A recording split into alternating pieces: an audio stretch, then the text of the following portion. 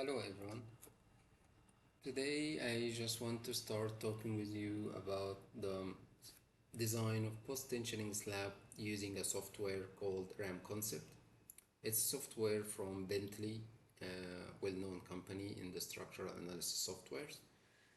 The software is basically, or I would say commonly used in the design of post-tensioning slabs in the engineering field. I'll just go quickly with an overview for all the options, just to show you what's the concept behind it or how can we use it if you're a beginner or this is your first time ever to open the software. So I'll start by creating a new file, and from the new file you can start choosing which code are you designing for according to your region, which units, US or standard international, redesigning an elevated slab or foundation. So in our case, we are designing an elevated floor, which is a typical building floor.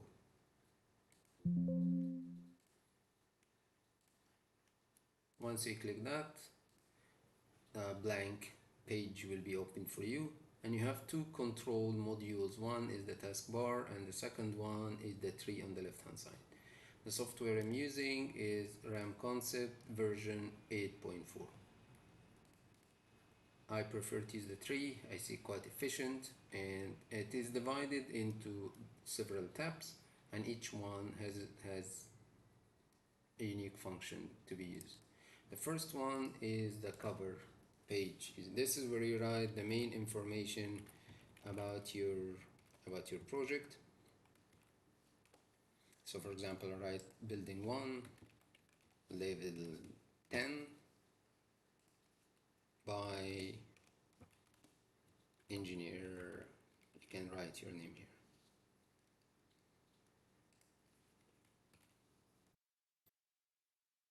Then the units, you can choose what kind of units that you would like to run your software in. Inches, feet, yards, millimeters, centimeter, meters. Here commonly used, we are following the kilonewton meter units, and megapascal, which is newton millimeter for the stresses.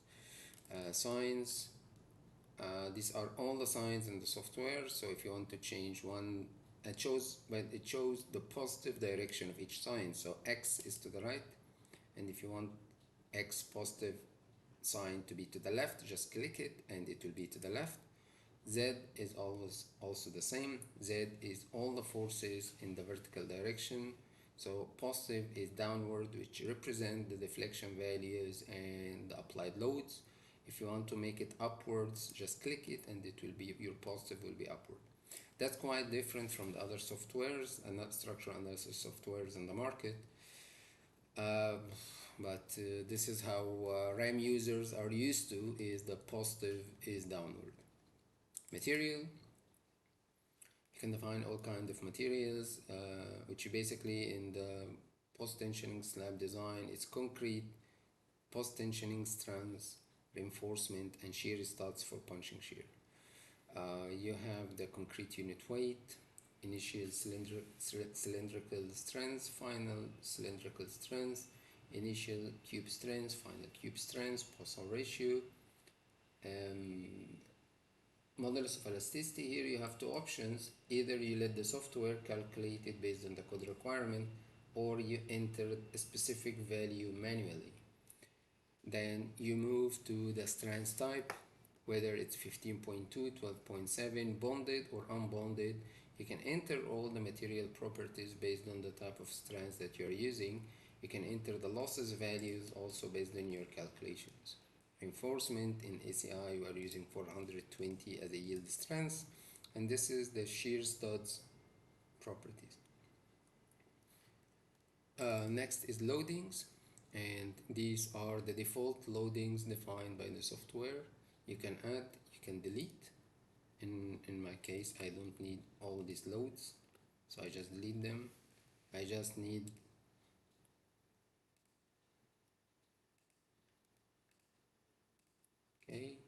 I just need dead load and live load. You can add, for example, you can add temperature load, and you can call it temp1 if you're using the RAM concept to do your thermal check. Load combinations, this is where you define all the load factors for all kinds of load combinations, service and ultimate limit state. You can add any other load combinations that your design requires. Design rules, these are the basic checks that you want the software to check for. Detailing, these are the detailing rules within the software. Load history, tendon parameters, and deflection checks. Next tab under layers is called drawing import, and from its name it's quite clear that you just go to file, import a drawing, and you can import a CAD file that will help you drawing your model in RAM concept. So once you import your file, it's a file in drafting lines. Then you move to the next step with the meshing. With meshing, you have several options on the right hand side. You can draw wall, column, slab, opening, beam. You just here you need to press a long press on the icon so you can get point spring, line spring, and then another long press on the next icon you get area spring, line spring, point spring, and these options we use it if we are designing a foundation. Now I can just draw a quick slab using snapping options, which is basically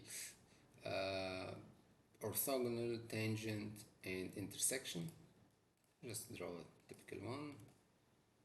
You don't have to draw the whole thing, just click close and the software will close it for you.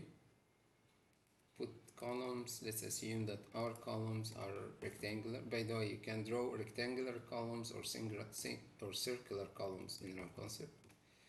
And just press OK. And here is your column. You can copy it.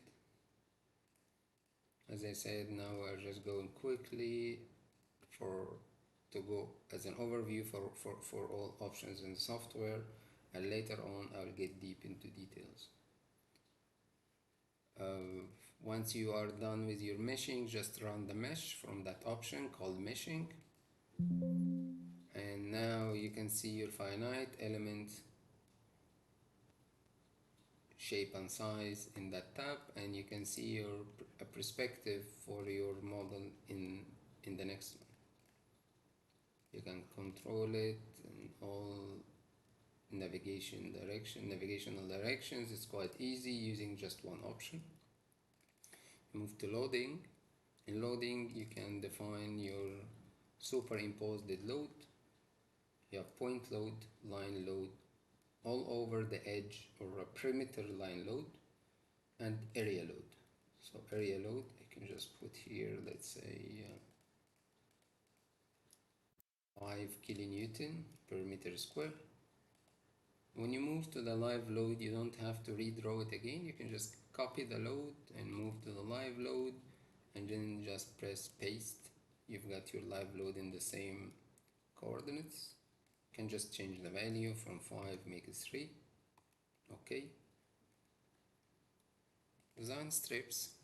This is where you tell the software how to design and where to design, where to do the design checks.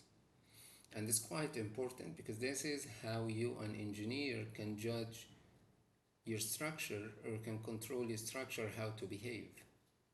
And this is quite important and quite significant, and because it's not really, and we shouldn't be looking at it this way if we are structural engineers.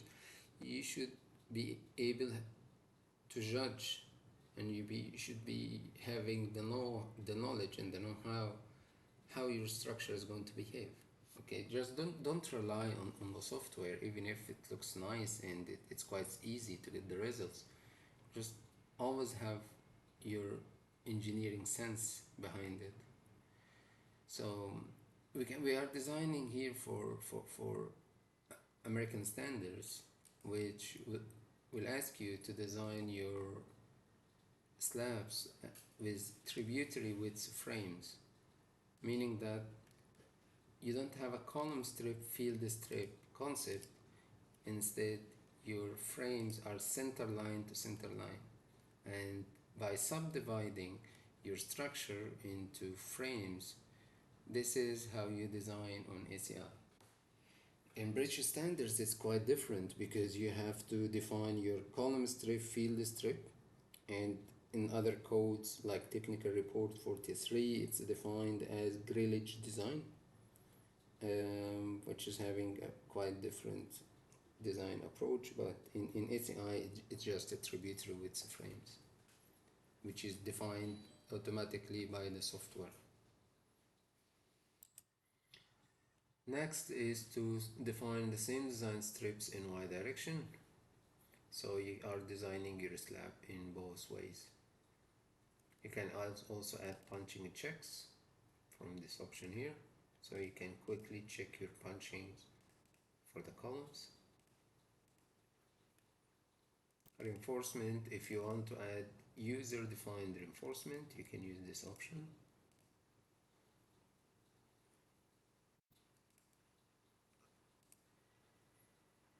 And that will draw automatically a bottom mesh T10 bar size 10 millimeter spaced at 150 millimeter in both directions.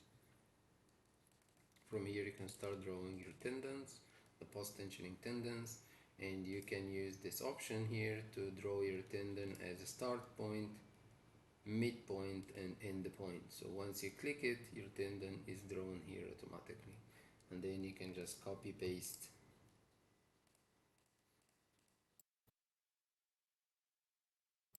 by pressing shift, or you can, if you do a mistake, you can make Control Z, which is the undo option here. Just press shift and the move option, that will be a copy. Add your stressing jacks. This is from where your tendons will be stressed, and you can select the properties within your tendons from this option properties.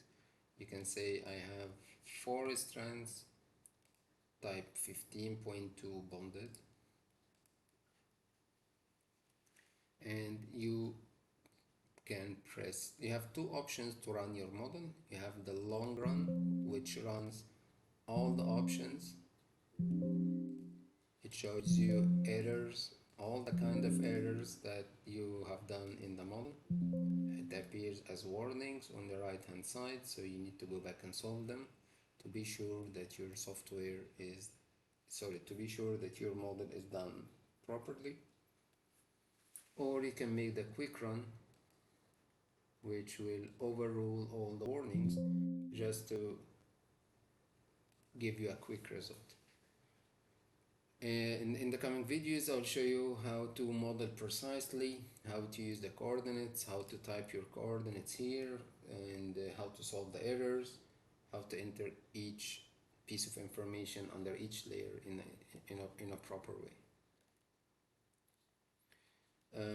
From here now, you can just go to your load combinations, start checking your outputs, go to your design status, and check whether your slab is safe or unsafe.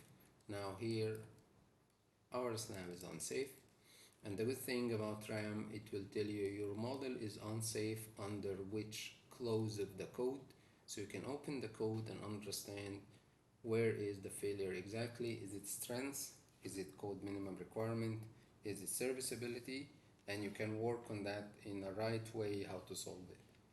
So here we have failures under clause 24 and clause 8 in ACI 318-14. I hope this kind of quick information how to navigate through the software was useful.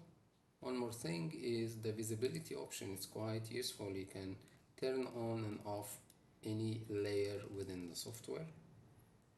In the coming videos, we will start modeling a basic or a small slab from scratch until final stage, going through all the options and seeing how can we manage it. I hope this was useful, and thank you so much.